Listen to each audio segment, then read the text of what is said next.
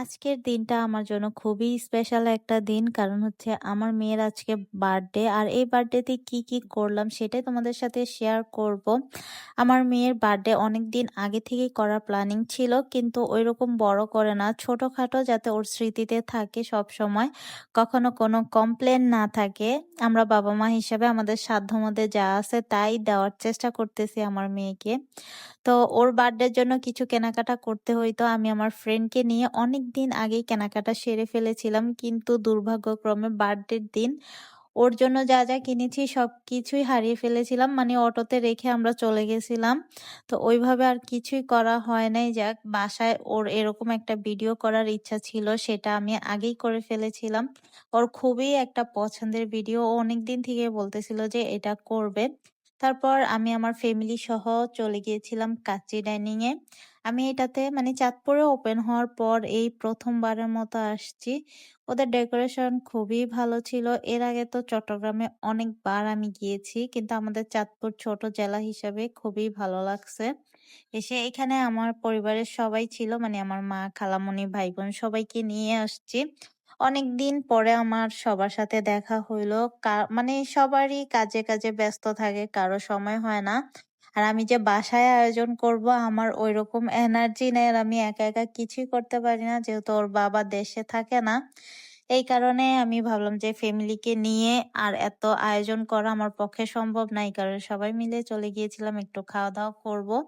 আর একটু সময় কাটাবো। আমি এইখানে ওয়াশরুমে এসে একটু ঢং করতেছিলাম। যাই হোক, আমাদের খাবার চলে এসেছে। এখানে হচ্ছে কাচ্চি অর্ডার করেছিল সবাই। আমি বলেছি যার যেটা খেতে মন চায় সবাই যাতে নেয়। তো ওরা সবাই বলতেছে কাচ্চিই খাবে। এখানে ছিল বোরহানি আর বাদাম শরবত। ভাই বাদাম শরবতটা এইখানের বাদাম শরবতটা আমার একদমই পছন্দ হয় নাই, ভালো লাগে নাই।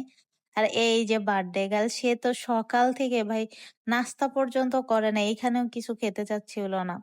খাওয়া-দাওয়া করে আমরা সবাই বাহিরে চলে আসছিলাম। আমরা এখান থেকে অন্য কোথাও ঘুরতে যাবো আজকে। আমার মেয়ের যেহেতু বার্থডে, তো ওর দিনটা ওর জন্যই আমরা বরাদ্দ করে রেখেছিলাম। তো আমরা চলে এসেছিলাম একটা মানে বাচ্চাদের খেলার জায়গাতেই। যেহেতু ওরা সবাই ছোট ছিল, আমার বোন ছিল ২ টা, ওরাও ছোট, আবার আমার মেয়েও ছোট।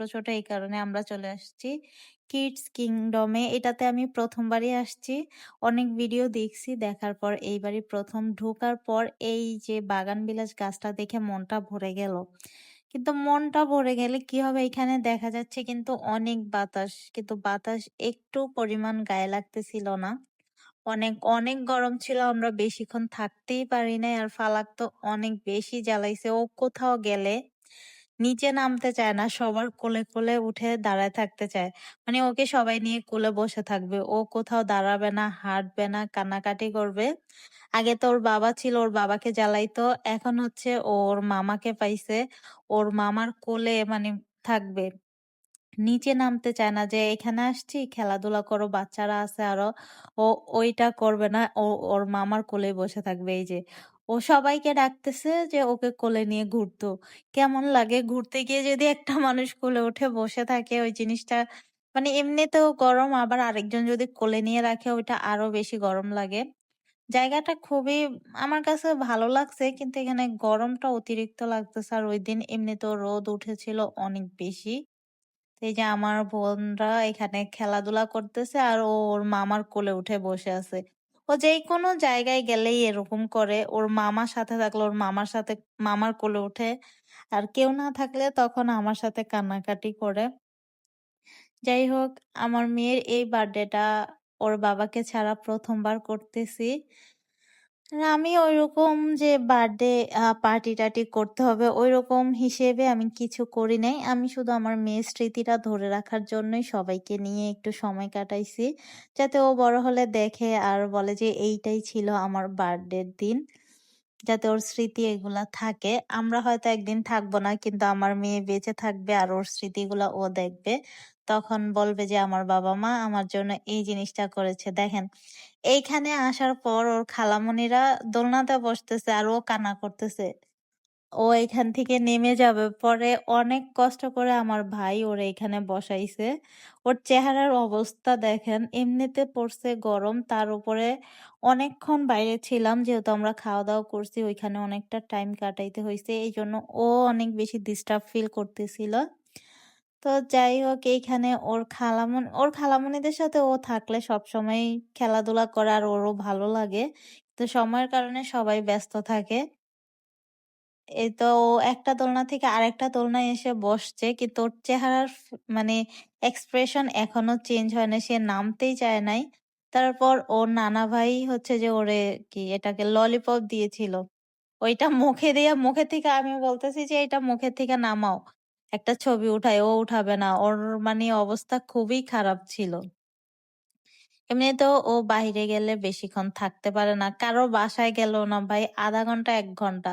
এরপর ও খুবই বিরক্ত করে। এই যে আবার এসে ওর মামার কোলে উঠে গেছে। তারপর আমরা সবাই মিলে চলে গিয়েছিলাম ট্রেস্টিটিরে। কারণ এইখানেই আমি ভাবছি যে আমার মেয়ের কেক কাটবো।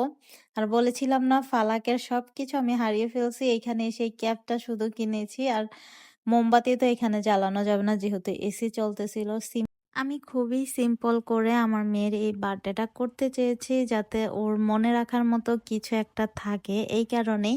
আর আমার ফ্যামিলির সবাইও ছিল যেটা সারাদিন ওকে আনন্দ দিয়েছিল। হয়তো একটু গরম বেশি ছিল এই জন্য ওর ভালো লাগতেছিল না। এখানে তো ও কেক কাটতেই চাচ্ছিল না ভাই, আমি নিজেই বিরক্ত হয়ে গেছিলাম সারাদিন ঘোরার পর। তো ওইখানে কান্নাকাটি করতেছিল, এটা আরো বিরক্ত লাগতেছিল। অনেক বোঝানোর পর তারপর সে কেকটা কাটতে